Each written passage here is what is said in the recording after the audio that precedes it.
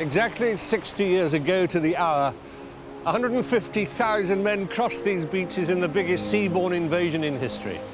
Among them was my father. This is his story.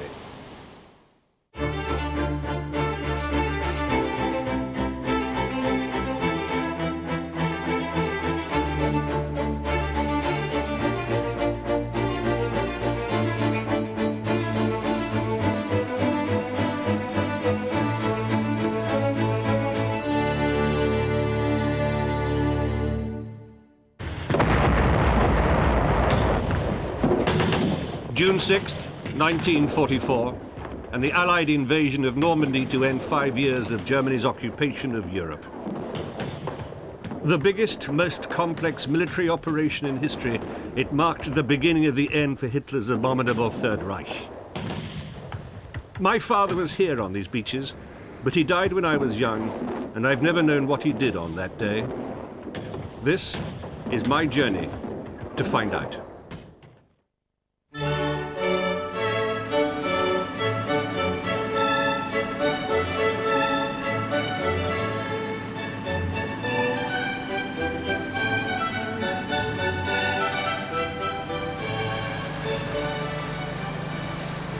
My father's story begins, and my journey to find out how he came to be on the Normandy beaches on D-Day begins here on the River Thames. As a young man, he worked as a lighterman. That is, he was supervising the transfer of goods, cargoes from ship to shore, so he became very expert in dealing with barges. But how was he to know, he and his fellow lightermen, how valuable that experience would one day prove to be?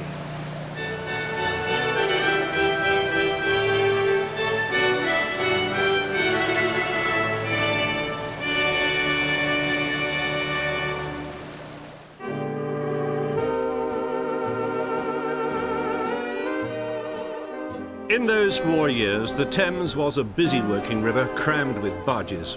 The men who worked them were called lightermen. It was a highly skilled, highly prized job, and my father was one of them. But in 1942, he was recruited into the Royal Engineers in preparation for the invasion of Europe. Hundreds of men like him were called up too. Lightermen in uniform, they called themselves. And one of those who joined them was Jim Jarman. So, Jim, you began with your old man, Yes. much the same as my old man did, Yes. near the river, near the Thames. Absolutely, yes. I think your father worked on the Thames, my father worked in the docks, and that was our life. The river was in your blood from the start.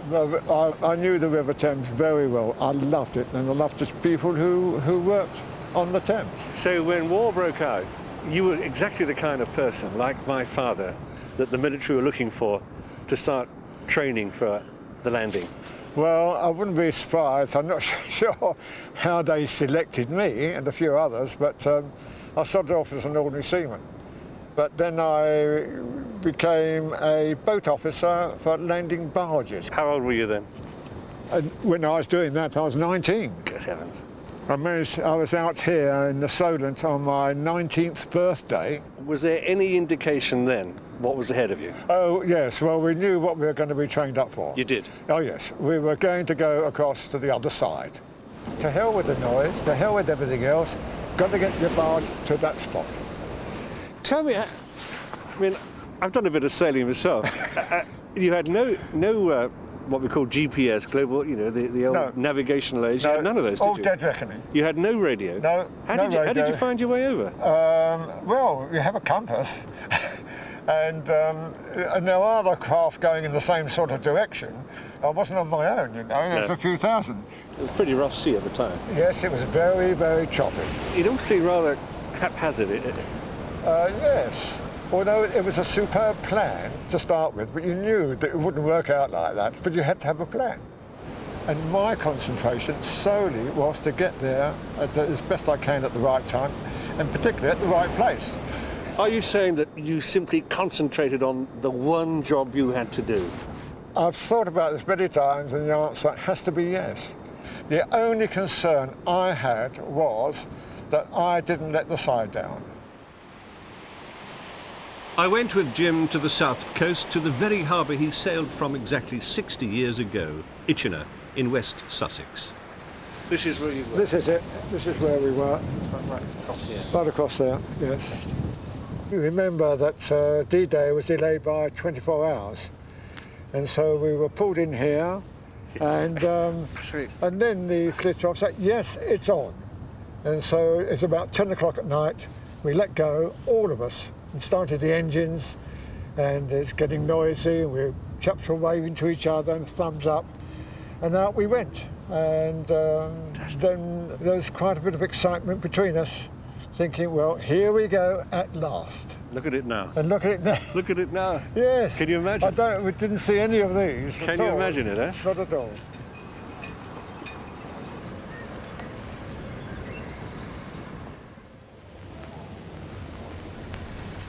I spent much time with Jim, and he told me a lot about those months of training in the build-up to the invasion, but I was still no nearer discovering exactly what my father did on D-Day. To find out, I had to come here, to Kew in Surrey, to this vast building, the nation's treasure house, better known as the National Archives.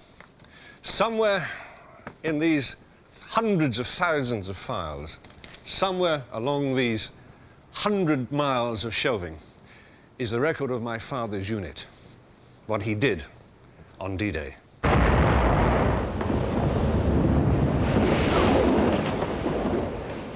Well, here we are. This is the file we've been looking for, waiting for. The file of my father's company, 966 IWT, Land Water Transport Operating Company, Royal Engineers. So, on with the goggles. And of course, the white gloves, because it's essential that National Archives are not ruined by grubby hands. In this diary will be the record of what my father's unit did, and for me, of course, more especially what my father did. War Diary, 1st of January to the 31st of January 1944.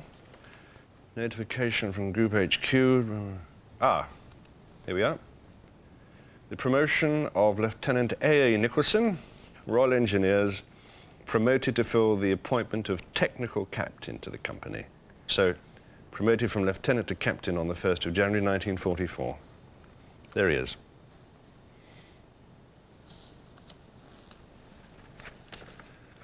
First of April 44.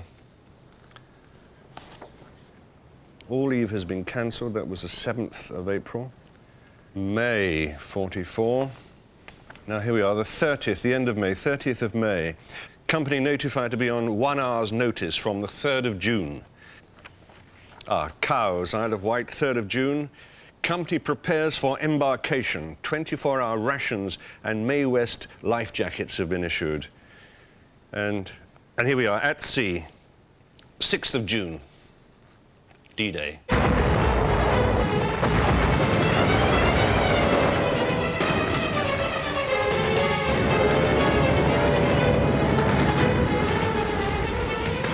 So much depended on the success of that first day. If it went well, the liberation of Western Europe and the final defeat of Hitler's Germany was assured. The alternative was, in Churchill's own words, too terrible to contemplate.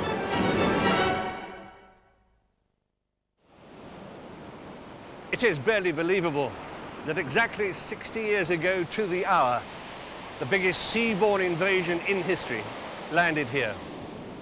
Over 130,000 men, 10,000 vehicles, tanks and guns.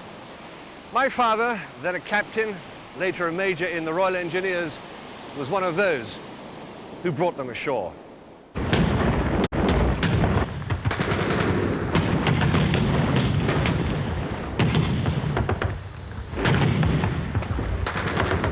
Read the history books and you'll know that in those first few days it really was touch and go. Success depended entirely upon establishing a strong enough beachhead to resist German counterattacks. It was the total efficiency and under enormous hazards that men like my father kept those reinforcements and weapons coming ashore and stopped those first assault troops being pushed back into the sea.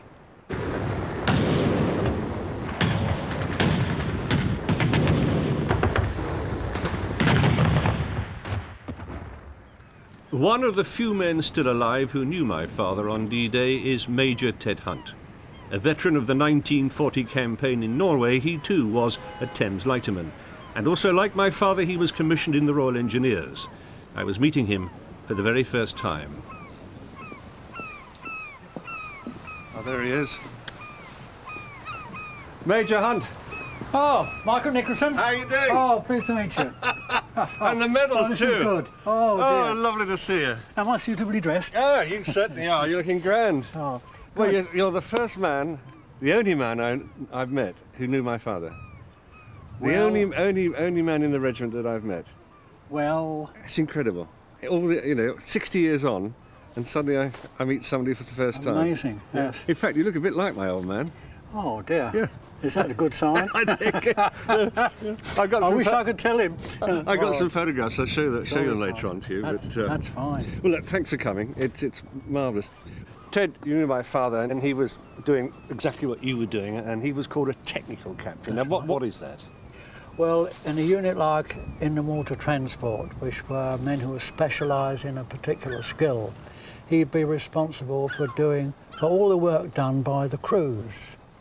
All the tug crews, rhino crews, barge crews, motorboat crews, everyone connected with the work. Now these rhinos were floating platforms which could carry 50 vehicles at a time. They were used to transfer vehicles, artillery and tanks from the landing ships to the shore. In good conditions you could get vehicles ashore in 6 minutes. 6 minutes, oh yeah. Wow. Were you under fire at all? Yes, we were. I got a very small shell splinter, always been lucky, you know. If it had been lower, I'd have lost an eye. If it had been any bigger, I wouldn't be here. You'd be talking to someone else. I was in Gold Force. Your father was in Juno. That's right, next door. Next door. Yeah. And then there was Sword, and the people on Sword were the unluckiest of all. In fact, they had to stop landing there after a couple of days because they were under constant fire from the heavy guns on the other side of the River Orme. The big worry were the forests, if you like, of pit props with telemines and shells booby-trapped on the top.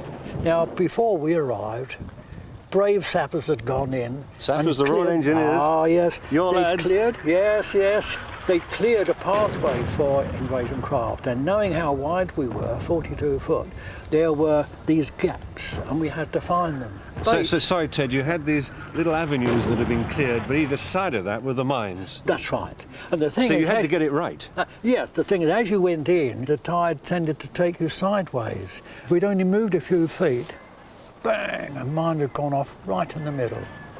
Very dark green smoke, because we all hit the deck, and when it cleared, no casualties.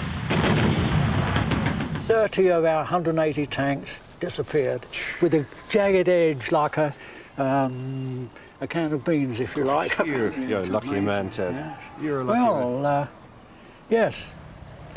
But what did impress me and my men and kept morale really high was the fact that 1 in 4 LSDs was fitted as a hospital carrier. Sergeant Shepherd, wounded on D-Day morning, was in Netley Hospital that night, or in the early hours. They reckon he was there by 2 o'clock next morning. Back in the UK. He'd done it almost in 24 hours.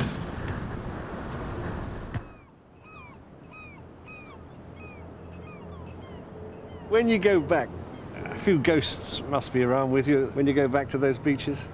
Yes, some of the sights, you know, when men are not all in one piece, is pretty grim. Those are the things I remember. It really, it's the men lying on the beach, not moving, and thinking, I hope to be having breakfast tomorrow. That was my one fear in Norway. I had a thought, well, I wonder if I will be alive at breakfast time.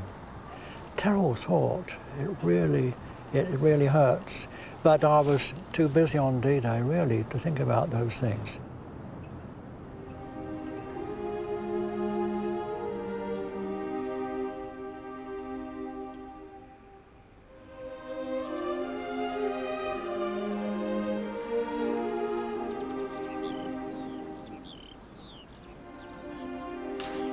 Some remnants of the battle remain still in Normandy today. This German long-range gun battery near Arromanches survived weeks of intensive bombing by the Royal Air Force.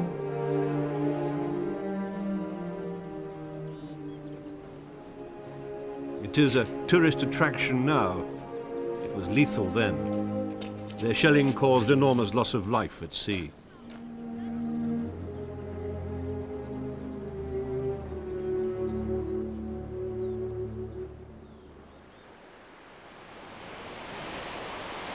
And this is where my father came ashore, here on Juno Beach at Courcelles-sur-Mer. And so, armed with his unit's war diary, copied from the National Archives, I could now, for the first time, retrace his steps that day.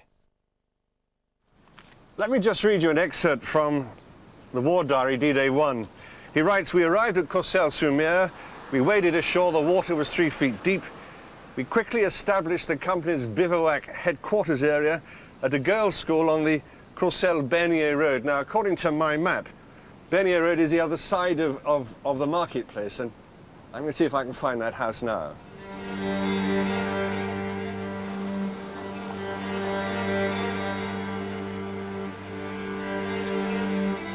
Here am I walking through peaceful Courcelles with its celebratory bunting and flags. And on this day, 60 years ago, he and his company had to fight their way through it.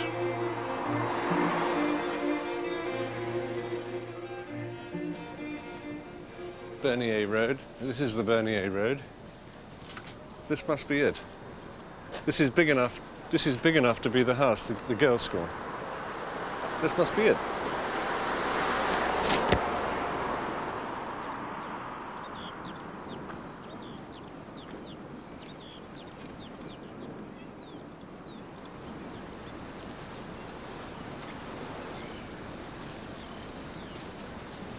But he wasn't in the house, was he? He must have been... I mean, they talk about tents in the orchard. There are orchards on both sides. I reckon it's probably... This would be the much larger part of the garden. So I reckon this is where he would have had his tents. Yeah, this is where he'd had his tents. Yeah, this must be it. This is the orchard. That orchard's too small. This would be a biggie. It's said that they didn't live in the house, but he took his men, about 100 in a company. He would have brought his men here into this orchard, and they'd have dug their trenches. And let me just read a little from his war diary. This is D-Day +1. My company bivouacked, tented here in Courcelles. The weather's still rough. At 22:30 there was heavy bombing and machine gun attack by the Germans on this area. Anti-personnel bombs were being used. Casualties are heavy. 12 of my men are killed, 31 wounded. Men of my own company. Our wounded have been evacuated to battle dressing stations. So 12 dead, 12 of his men killed here in this orchard. In these, I mean, it's very hard to believe that I'm standing where he was. Quite extraordinary. Quite incredible.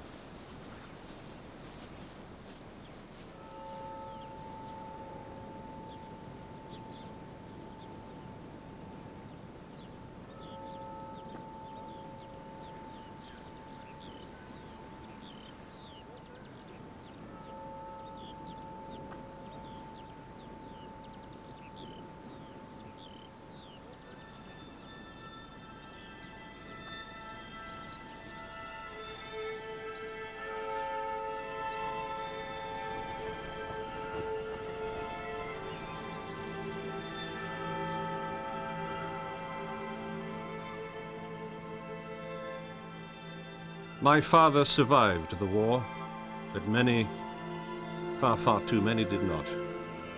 On that one June day, there were over 10,000 Allied casualties, more than 3,000 dead. Many of the British are buried here in this immaculate cemetery at Bayeux, just a few miles inland from the beaches. Sons, fathers, brothers, soldiers, sailors, airmen together, side by side. They who never came home, who never grew old.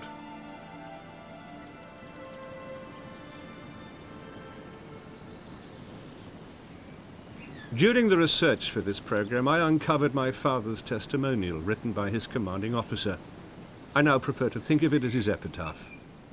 On landing on D-Day, Major Nicholson proved himself in every way an officer in whom I could place the fullest trust and reliance. This has been a strange journey of discovery for me. As a child, I never asked, "What did you do in the war, Daddy?" And he was never anxious or boastful to tell me, like so many of his generation. Like so many of my generation, I didn't have the curiosity. And when I did, he was already dead. I've always felt saddened and a little ashamed that I never knew what he did in those momentous days. Well, now finally I do. And my journey back to these beaches is over. And now I can go home.